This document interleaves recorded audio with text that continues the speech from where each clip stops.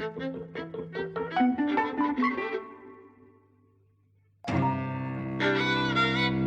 and welcome to Eavesdropping at the Movies. I'm Mike. And I'm Jose. And today we've seen Killers of the Flower Moon, Martin Scorsese's new epic, 3.5 hours, based on a true story, and in fact based specifically on a non-fiction book from 2017 of the same name. It tells a story of what begins as a mystery in 1920s Oklahoma, where an incredibly wealthy and unusually wealthy Indian reservation community is having its members killed. The basic background to this is that in the 1870s, the Osage people, who are Native American or American Indian, there are various kind of terms. I think the one that's currently back in vogue is Native American, but in the film they're called Indian. This is set in the 1920s. Yeah. In the 1870s, they were forced by the US government into a reservation in Oklahoma, which was, the poorest land. Yeah, I mean, it's supposed to be pointless, useless land. We'll just send them there. And it turns out that this land had oil in it. And because the Osage had bought their land, this gave them rights to it. It gave them what was called head rights. And you hear this throughout the film. So it's not just that they have rights to the land and therefore the rights to exploit it for money and lease it to the prospectors who want to drill for oil.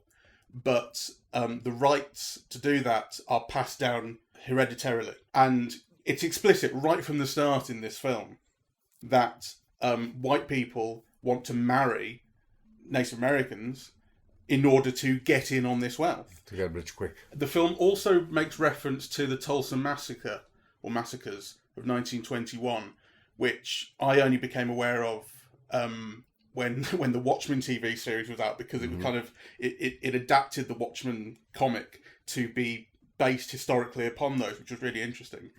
Which was similarly about a very wealthy minority community, in this case a black community. It was called Black Wall Street, being terrorized. It was very quick in Tulsa, the attacks. As I say, it was a massacre. But this is basically about white people's jealousy and inability to cope with not being richer than people of colour. In basic terms. Obviously, there's a lot more to it than that, but that's kind of what we're talking about. Well, I think that's as much as we need to know now. I mean, I think the film is about many things, really. It is about racism. Yeah, it is kind of almost... It's the first time that I've seen a Scorsese film that deals with a kind of areas that touch on kind of the founding aspects of American culture, which is genocide, right? And so here we have like this particular story, which is about killing off these Indian people for their money, these native people for their money. But one can take it as a metaphor for the very founding of America. It's built on the same principle.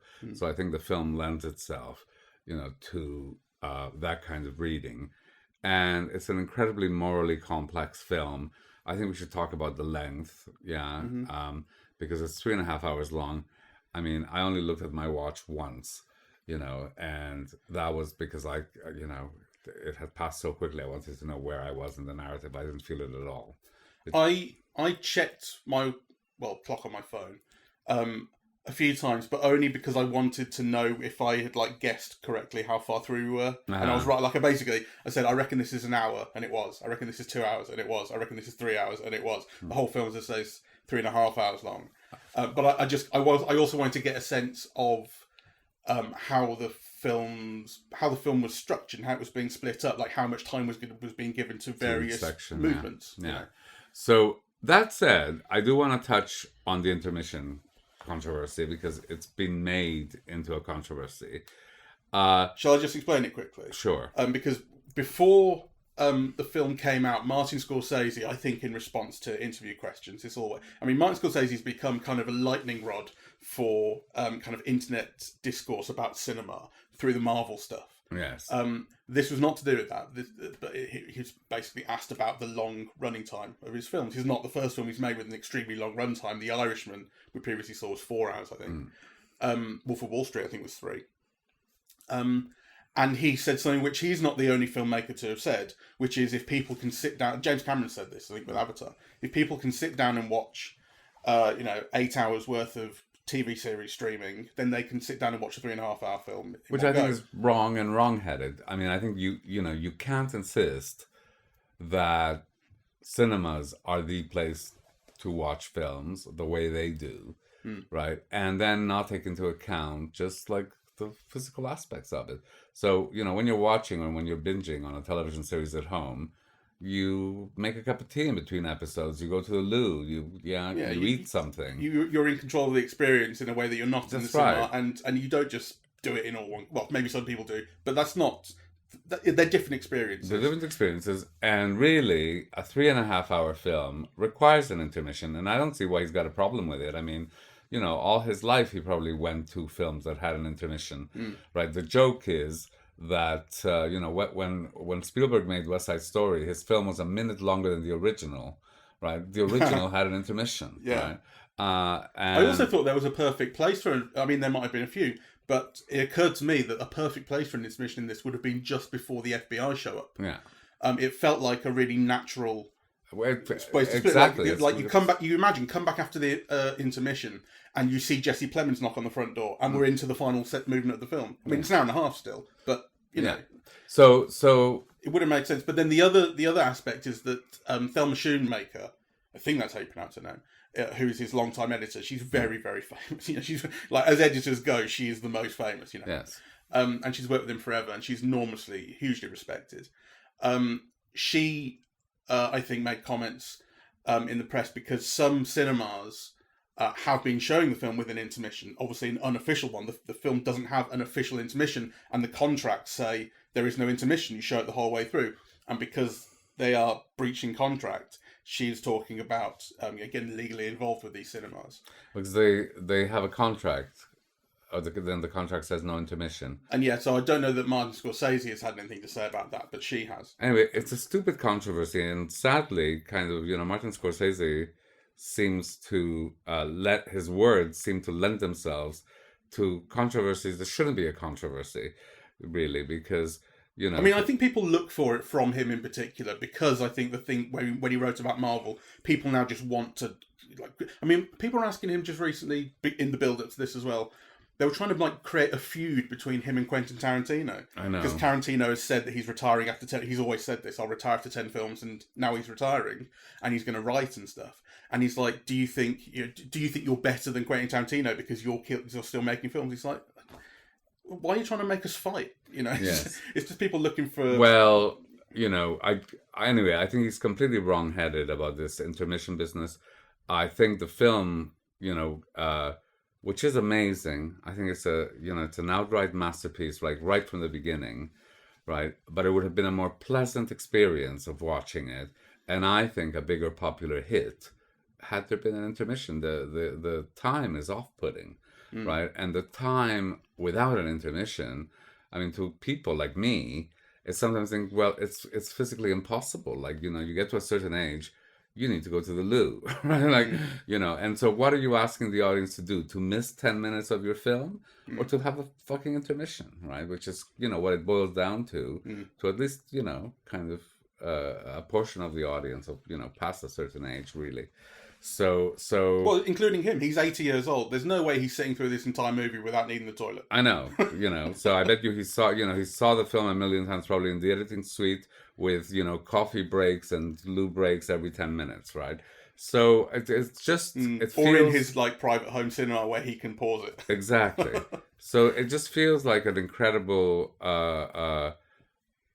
imposition. It makes the audience feel, and certainly is publicized as being like, this unpleasant endurance test, whereas in fact, the film is absolutely wonderful. The time flies, kind of, there are much more joyful ways of publicizing the film and of using the film as a magnet for kind of better experiences and happier experiences, which the film itself provides and the discourse around it negates. We've talked about the duration of the film, at least in terms of the kind of controversy and stuff. Let's talk about the rest of it. You say it's absolutely brilliant and you loved it. I loved it, and I was deeply moved by it, and I think it's a morally complex film, the way that American cinema rarely offers us anymore. It's completely immersive. You know, I was like I said, I didn't look at my watch once. I think the performance of Leonardo DiCaprio it hasn't been talked about enough. He's absolutely superb. I've never seen him better, really. And this is, in spite of that, I think he's a little bit miscast, yeah, because I think, certainly in the opening sequences, I would have cast a younger actor. He's supposed to have just come back from war in That's 1919, right. And he is too old to have gone to war. Yeah, so I don't know how old he is, but he looks like mid to late 40s or something like that. I think that's right? What he is. And, kind of the opening sequences at least call for someone in their 20s. And so, really, he's too old for the part.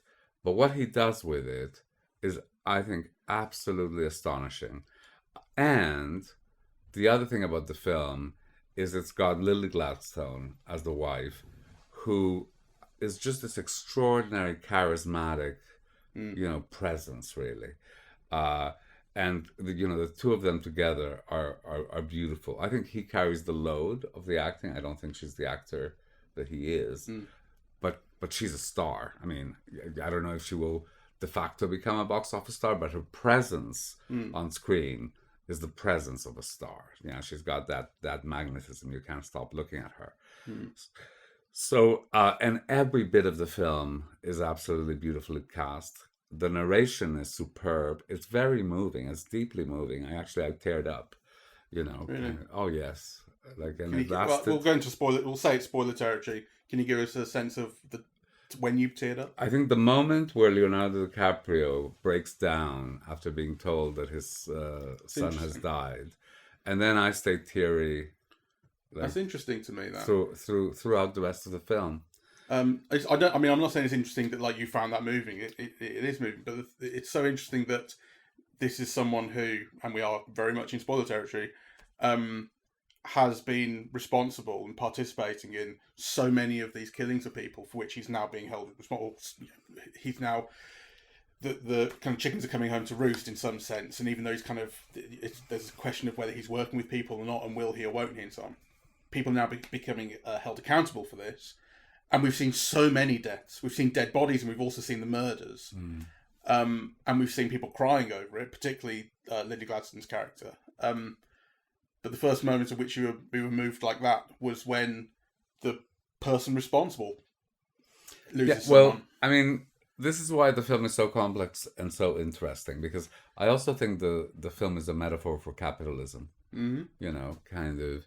And actually, there's a phrase that you said whenever I kind of talk about some injustice or another, your response is, you assume that anybody gives a shit, right? Do I say that? You do say that. Okay, fair enough. And this is a film that kind of, operates on that basis, right? Yeah. You assume that anybody gives a shit until it happens to you. Right? Yes. And that's what happens. And because they are the protagonists and we are seeing things to a large extent through what happens to them, then obviously we see what happens to them in a different way than we see what happens to because by them you mean the killers as opposed to the victims, because basically the film is told through the white people's eyes for the most part, and Leonardo DiCaprio is the main character, and his wife and the other the Osage people, they are essentially secondary. They are. So in a sense, there's almost like a traditional trope. So Leonardo DiCaprio, through the Robert De Niro character, acts, and Molly and her people get acted on, right? So, there is kind of that classical kind of gender divide in a way that becomes kind of a racial divide. Yes, it's interesting, the gender thing, because I was thinking very early on, are all of the Osage people women? The whole kind of thing, the opening kind of act of the story is essentially the white people are men, and they want to marry all these women. And we don't see very many men, or at least in terms Yes. of kind of romantic partnership, we don't see Osage men.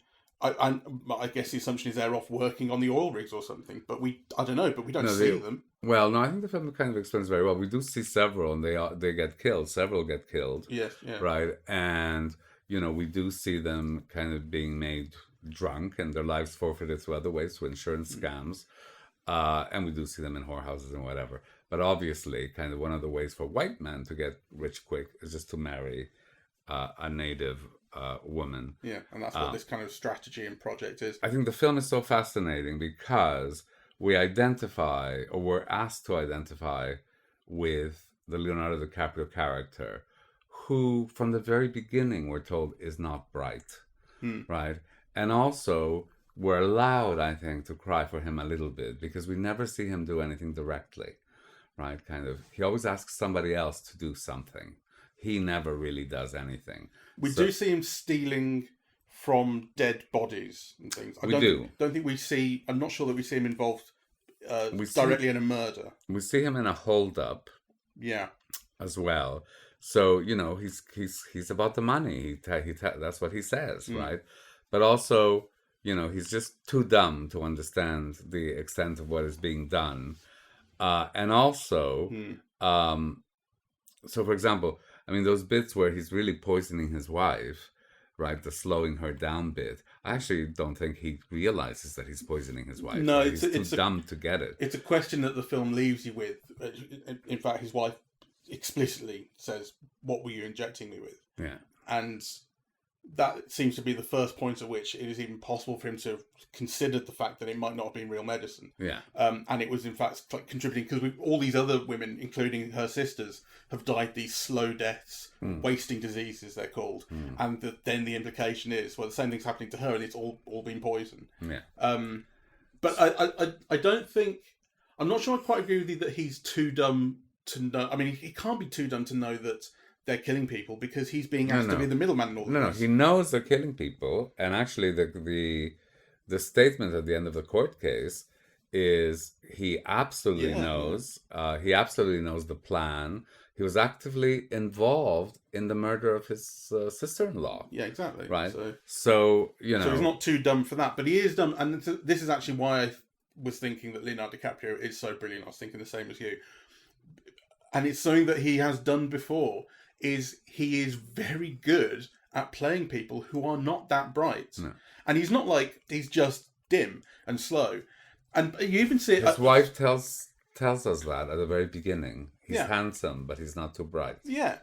And you can absolutely see it. And you can see, the way he looks at people and you can see him trying to understand things or trying to work out what his reaction should be and that sort of thing. And he's also very good in that it's a long take of him when he's being questioned by the John Lithgow character, the prosecutor, in the court case, where he knows exactly why he's there, but there's something about him that's still kind of, it's just about comprehension, slow comprehension of what's going on. Yeah. Or slow comprehension of what the consequences are going to be of all this. He's very good at that, and he's wonderful in it. I thought it was a really remarkable performance. I mean, I'm so used to him being good, but there's so much detail in kind of the nuances of gesture and facial movement and that sort of thing. And also that he makes this character who is so dim, who's always grimacing, like, he's somebody who's ill at ease to the world. He's always got a downturned mouth, and a kind of a pained look, really, and he maintains that throughout, and kind of brings you into this character who's doing the most awful things, right? Who, is basically, so one of the ways that these people permit themselves to do these things to other people is because really they see them as not being quite people. It's like shooting a dog or something, right? So because they're Native Americans, they conceive of themselves as doing this way. There's that brilliant moment where we have this voiceover from Molly where she said, she talks about how she fears white people, right? And she's right to fear white people because all these white people have come, into their part of the world to kill them. I mean, it's absolutely clear that that is what they are doing under the guise of friendship and beneficiaries and so on. So what I love about this film is that it's so morally complex, right? Because, Leonardo DiCaprio represents these white killers, this capitalist, this racist who nonetheless loves his wife. Yeah, this guy who loves his wife but has no compunctions about brutally killing, his sister-in-law. Yeah, kind of, the film is so complicated in that way, and it's so fascinating, I think. There are also there are at least 2 or 3 lines that specifically bring up the idea of the Native Americans being seen as subhuman and comparing them to dogs. In fact, I think the one character, the very thin one with the handlebar type moustache, he's asked to kill, and he said he says something like, "Oh, I wouldn't kill a dog." Or something like that, and then he goes, or maybe he doesn't say dog, but he basically said, "I won't kill," and then Leonardo DiCaprio says that it's an Indian, and he goes, "Well, that's different." Yes, there are lines like that make it absolutely clear. It's funny that for a while in the film there is no outright overt racism. The first time someone was overtly racist in the film, I can't remember what the occasion was, but I noticed it because it hadn't been there. But you felt the undercurrent, and you felt it because, for instance, you had Robert De Niro's character, the uncle, who styles himself as the king of whatever the town is, or king of Osage, he might even call himself. I can't remember. He his first meeting at the start of the film with DiCaprio, he's explaining to him explicitly that this is how we get their money. Yeah. Or maybe this is second meeting, but it's early on, This is how we get their money. We marry them to get their money. And this is the plan, right? So he's aware of the plan. But DiCaprio, who says himself that he's all about the money, nonetheless lacks the killer instinct, doesn't have the physical courage, and ends up really loving his wife, which is what kind of complicates things in a way, because for the Robert De Niro character, the family is basically his family, and his nephews and so on.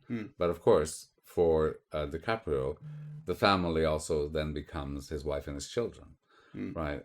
Who are on, who are part of the people that are being exterminated, basically, and exterminating them is also part of the plan.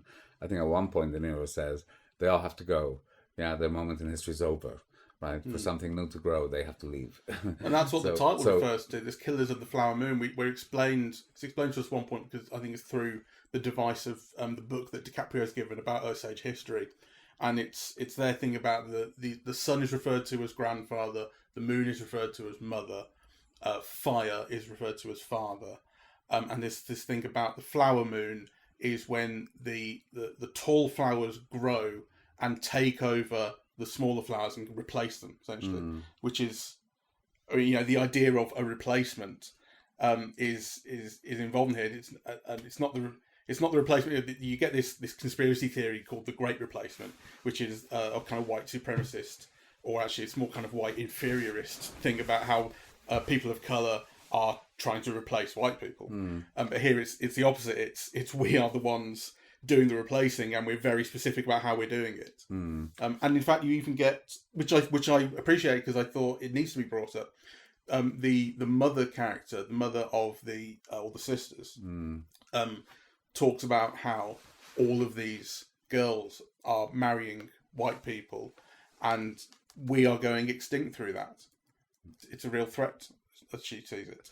I wanted to talk a little bit about that, because the mother is played by Tantu Cardinal, right? And I had one of those, moments of memory that sometimes happens in films, because she first came to my attention in a film called Loyalties by Anne Wheeler, a Canadian film from 1986, and I have not seen her since, right? And when she appeared in this film, it brought up a whole other life, and a whole other country, and a whole other culture, and whole other structures of feeling. It was just kind of, I think it's amazing, the power of cinema. Just the sight of her face immediately kind of connected me to that, really.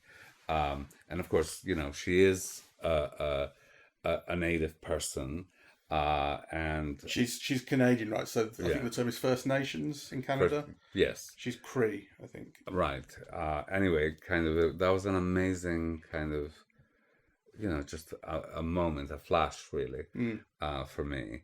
Um, though it's worth saying, I think, how beautifully cast, how distinctively cast every minor character in this film is.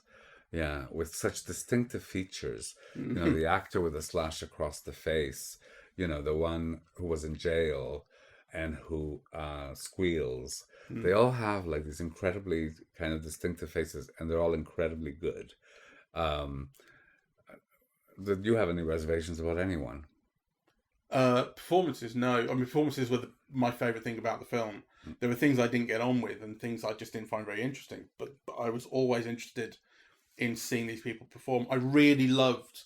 I know you asked me reservations. I'm just going to say about something I loved. I loved Brendan Fraser when he came in, Ah, who's in it for such a short period of time, but he starts off with this performative outrage in court. And the shot of him he's a huge bloke. He wasn't just big for the whale. He's a big guy these days. And the shot of him from below performing to the court his outrage before proceedings have even begun. That he hasn't been able to speak to his client, and John Lithgow goes at him. The way it's his facial movement, right? It's the way he moves his eyes and the way he expresses outrage. It's marvelous. It's funny. I mean, the film is funny in all sorts of ways, despite being it's kind of as horrific as it is as well. The film finds room for jokes or funny ways of expressing things. And he is funny in that scene, and it's that he's overacting to make this point and so on. I thought, God, that's just wonderful. Everyone was very good, but he made such an impression in the very brief time he was around. I loved all of them, but I think what's most, I just want to get back to this idea of what the film is about, because I think part of why it's so great is because of what it's about, and what it does with it. And so I think that the idea of genocide is built right into the film from the very beginning. All these white people are coming in to kind of kill all these indigenous people so they can get their money, right? And it's very easy to see that as a metaphor for America. It's the other side of the Western, right? It's kind of and aside from that, or alongside that, is also built in this portrait of rampant capitalism that doesn't stop at death, that has kind of no moral compass, in which absolutely everything is corrupt, right? And the irony, of course, is that, order is restored through J. Edgar Hoover's FBI. And of course, J. Edgar Hoover, has become a byword for a kind of corruption of America, the spying on people, the blackmail, all of those kind of things that we've learned that J. Edgar Hoover did, right? So it's like, the people in the church are corrupt, the law is corrupt, the doctors are corrupt, they're killing people, right? So it's almost like the only thing we see that's good is the tenderness between, is it Ernest? Yeah, the Leonardo DiCaprio character and the Lily Gladstone character, between, I think, Ernest and Molly. Yeah, Ernest and Molly. I mean, all of the Native American characters are essentially good. I mean, do we see any kind of moral corruption, even on a minor level, in any of them? I think they are just pure kind of goodliness and victims and that sort of thing. Well, even when we're introduced to them as, because they are so wealthy because of the oil that they're able to exploit. They all have the most expensive cars in America, and they all have this, that, the other, and they're spending all this money, and which is where you first get like a real visceral sense of how much white people must hate that, because they're the chauffeurs. Well, but do you see them as bad in any sense? No. No, but the thing is, they're all killed. So I mean, I think they're part of how the film is conveying both the genocidal elements and also what capitalism does. Yeah, which is, to kill off all that is good, really. Hmm. First corrupts, get them to drink and flash their money and waste their money and so on, get into debt and so on, and then kill them. So, kind of, uh, it's a certain representation of America, I think. Hmm. Yeah. Uh, But they are super capitalist too, as well. Is kind of what I'm saying. And Well, but then there's that speech with the leaders saying, kind of, we're not like this. The troubles came, to our people when we came to this land and when we got this money. So, kind of the money is seen as the root of all the evils that are it's true. And the falling one down member of on the them. council who's saying that, he refers to it specifically as white money. He says we should have known it would come with problems. Exactly. Because it's the white man's money. Yeah. So I thought it's just, and actually I have to think about it some more because I think it is like a really kind of, the film moves so well and it's so entrancing, like you're really immersed in it, that I don't think I've yet had time to kind of tease out, some of the complexities in it. So kind of what you have are like almost like physiological responses. For example, I thought the interplay between Robert De Niro and DiCaprio was fantastic. Kind of they were brilliant individually and together. And actually, some of the funniest Yeah. bits, They're a comic partnership. come from their interplay, right? With De Niro getting pissed off with how hard it is for DiCaprio to understand what he's being told. Exactly. Yeah, very good. So you respond to those things, but then there are other things that I think require further thought. So, for example, what is the point of the radio show at the end? Oh, well, this is where I think I understood the film best, to be honest, because the film justifies its time, but I still thought, I'm kind of bored by some of this. I liked, kind of dialogue interactions, that sort of thing, and I like the explosions of violence that punctuate. I mean, I kind of liked everything, but I wasn't feeling there was something that I felt missing, that I was missing. I'm not saying it's like the film's fault.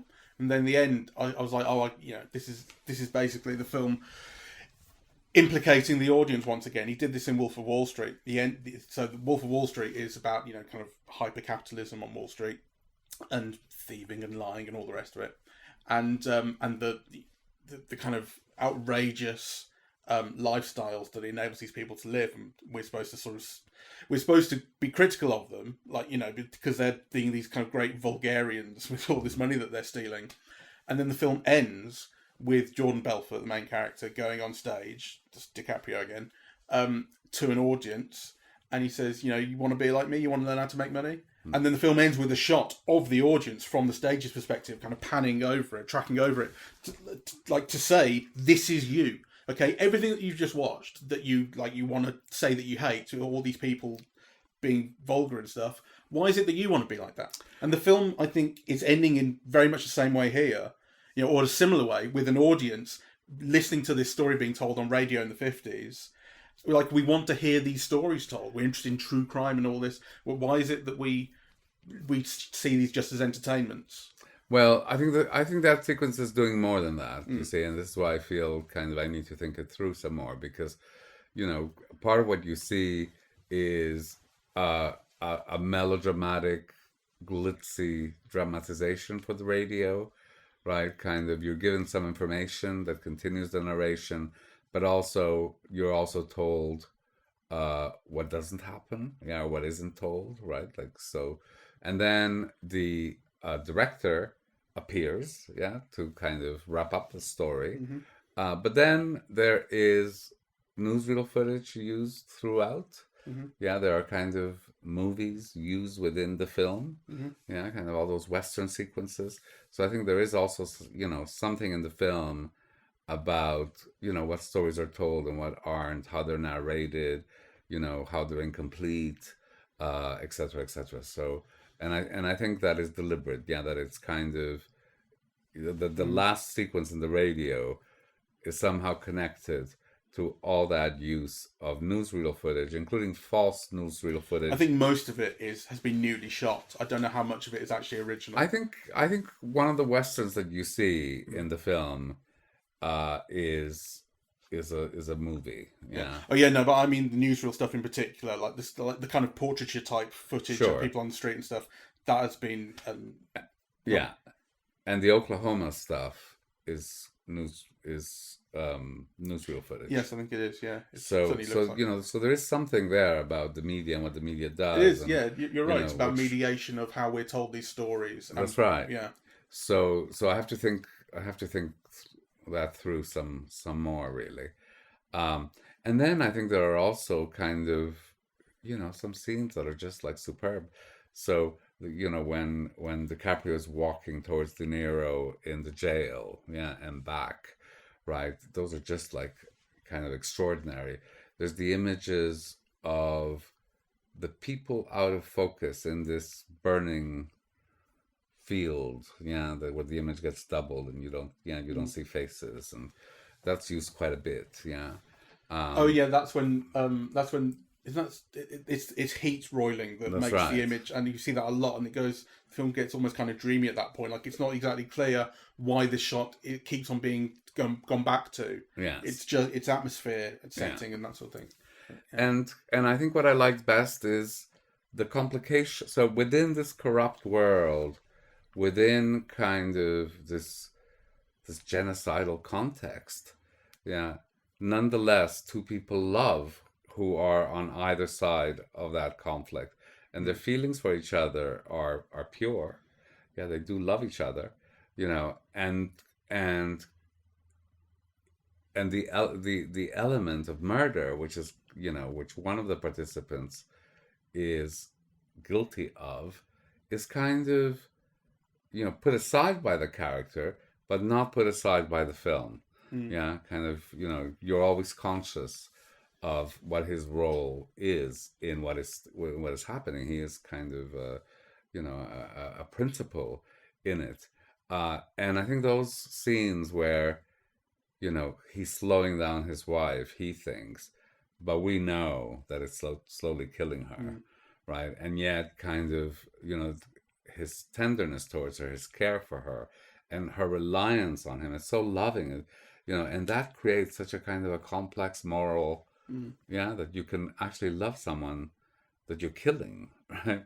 Yeah, and doing it in a protected way, or that you're killing all your in-laws for money. Yeah, I was And, going to say, because the thing about his wife is, I think we're fairly clear that he does not he doesn't know. know. He doesn't believe that he's killing her. He believes he's making it better. So that's wouldn't Yeah. quite fit that. But yeah, with the family and killing everybody else who she knows and loves. Yeah, but he knows he's slowing her down, in quotation marks, right? Yeah, but he's been told that's a good thing. He's been told that's what she needs. He thinks it's medicine. I don't think there's that much complexity in that in terms of what he believes. Oh, I think he knows. No, I mean, we know he knows he's doing her harm, because there's that scene where he pours some of that stuff in his own whiskey. Oh yes, that's right. And he gets sick. So, so I think initially he doesn't, but you see a progression of that, right? Yeah. So I think, the moral complexity that we see in this film, whilst the film moves along at a clip, it's incredibly entertaining and it moves really fast and so on, yet the moral complexity of the center is such that, I'm not used to seeing in contemporary cinema, in contemporary American cinema, right? And I think this is kind of why this is such an absolutely great film for me. I think the film also has a really wonderful look, and I was reading about they basically created new lenses for the film, and this is not like Scorsese's not the first director to have called upon like Panavision to develop a new lens for a specific look that he wants. We talked just recently, well actually it wasn't the lens, but we talked just recently about Oppenheimer, where Christopher Nolan had Kodak create black and white IMAX film. So the big name directors and kind of the internet darling directors, they have this kind of about them. And here, so I'd read about this, but I hadn't read that much. And then I start watching the film and going, oh, all these shots, especially kind of reasonably wide angle, like scene setting shots. If you think about like that scene at the start where De Niro and DiCaprio are talking in those two chairs, and you'll see a two shot of them, which is quite wide, you know. And you see the kind of distortion towards the edge of the frame, and the way in which kind of blocks of color or areas of color become blocky, and they become kind of frayed at the edge. I'm thinking, oh god, this looks exactly like Meet Me in St. Louis, you know, Calamity Jane, like all these films, like John Ford, all these films from the 1940s and 50s, when, you know, with like Technicolor sort of, the way in which, it doesn't look like, it's not aping Technicolor, right? But there is an aspect to the way that those films looked, the way in which there's a level of artifacting, or the way in which artifacts manifest in that imagery is coming through here. And then I read just before we started the podcast that the kind of specific thing they were doing with the lens was to because they wanted to shoot this anamorphic thing, and they took just parts of lenses from the 50s and just put them in it. Right. So it's got like components from the 50s that just affect the light in a different way, and it develops this. It looks like all those films, you know, it really does at points. I'm thinking, God, that's really remarkable, because you could so imagine, like, if you think about a film like The Artist or something, where it's all about just pretending it's from the past. It's not doing that, but it is giving you some sense of that look, and in so doing, conveying some of that feeling. Sure, it's remarkable. It is remarkable. The cinematographer is Rodrigo Prieto, who did The Silence and The Irishman for Scorsese before, and also did Ang Lee's Brokeback Mountain. You know, and the film has like a density and a texture, and it's so beautifully lit, you know, and then there are moments, like, again, you know, the reds in the radio show, it really, like, they're so intense, and it really feels period, and it does what you say. Yeah, it evokes some of the feeling of that. And we should point out that we saw this on the Cineworld IMAX Digital, which is where we have resolved. It's like, that is just the best place to see films, because and when we saw those two films the other week in one day, one in the IMAX and one in one of the normal screens, the difference was night and day, and that so this is the film being shown, you know, basically at its best. Although, to be fair, that's, you know, it's a digital projection, and maybe, you know, a wonderful film print. I don't know exactly how it was shown, like what the other ways are to see it, but maybe that would be, you know, even more remarkable. But it was wonderful to see it like that, and the film, the production values are just so ridiculously high and good, and it's partly in the lighting. So I mean, the scenes in when the FBI, well, I don't think it is the FBI at the time. I think it became the FBI. I think it's just called the Bureau. It was called the Federal Bureau. The Bureau of Investigation. Yeah, it was called the Bureau of Investigation at the time, but from the federal government. Exactly. So. But when they first take in Ernest and some others, and they're questioning him in the kind of, you know, at one point it's basically darkened rooms, and you get this. I don't know how often you've seen it before this point, but throughout the rest of the film, you're getting this harsh white light on characters' faces. It reminded me of Gravity, in fact. It was the first time I really remember seeing that in cinema and thinking it, or kind of, you know, remarking upon it, was in Gravity, the sci-fi film, which is out at the moment, I think, because it's 10 years old, where, because you're in space and the sun puts out just pure white light, and it reflects off everything in this crisp, harsh way. In that film, I thought, wow, that looks really amazing. And here, it's the same thing. And I wonder whether it is actually, once the Bureau gets involved in this film, these questionings start happening, that this lighting comes in, because it has this kind of coruscating effect of, you know, you're under bright light and being questioned, sort of thing. Like the truth is coming out here under perfect white light. Yeah. Well, that's interesting. I have to think about that some more, because, of course, when the FBI comes in, it's also when you have all these really noirish jail sequences or interrogation sequences where the light is really kind of full on in the face, and it's just in spots through the screen and so on. Yeah, exactly. It's just like one character, you know, framed just off to the side in that kind of natural way, but it's just them, and then the rest is quite dark, and they just show up in spotlight. It's a beautiful film, I think. I recommend it to everyone, and it's one to think about. I feel like, I've just experienced it, but I haven't really thought it through. That it's kind of it's one that lingers in the mind, and that you want to find out more, really. Yeah, I don't recommend it as much as you do. I wasn't moved by it, for one thing. But I did think it was interesting, and it's been interesting in conversation because just as we kind of came out of the cinema, I texted my brother to say I've seen it, and I wasn't that into it. No. and I was kind of going, I don't. During the film, I was thinking, oh, there's bits of this I'd really like to watch a second time. All these dialogue scenes, I think they're really nicely written, and they're beautifully performed, beautifully shot and edited. I mean, they're just wonderful. I love good dialogue, And then when it gets to courtroom stuff, to be fair, the film doesn't go deeply into courtroom stuff. You spend very little time there, really. But I love a good courtroom thing. And then just in the kind of moments after coming out the cinema, I'm just walking to the car. Even I was going like, I don't know if I'm really that into this, and how much I thought it was, how much I thought it was sort of telling me stuff I hadn't thought about, that kind of thing. But it has come alive in the conversation, and I think I might be interested in watching it a second time. I was deeply moved from the moment that he's told his child has died, the scene at the funeral where, he